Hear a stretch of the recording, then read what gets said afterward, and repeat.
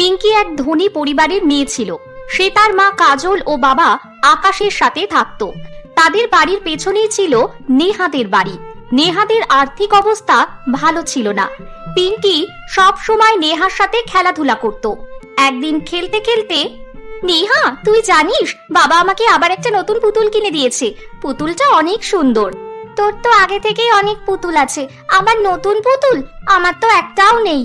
তোকে তো দেখেছি স্কুল থেকে বাড়ি ফিরেই তোর মা বাবার সাথে রুটি বিক্রি করিস। তোর কাছে তো সময় নেই পুতুল খেলার, তাই আর কিনতেও হবে না। এরপর নেহা মন খারাপ করে বাড়ি ফিরে যায়। নেহার মন খারাপ দেখে তার মা পার্বতী তাকে বলে, নেহা মা, কি হয়েছে আজকে এত মন খারাপ? মা, পিঙ্কির কাছে কত পুতুল আর কত খেলনা, আমার কাছে কিছুই নেই। এইটুকু কথায় আবার মন খারাপ করে? কালকেই তোমার বাবাকে বলবো খেলনা কিনে আনতে। কি মজা, আমারও খেলনা হবে। এরপর পার্বতী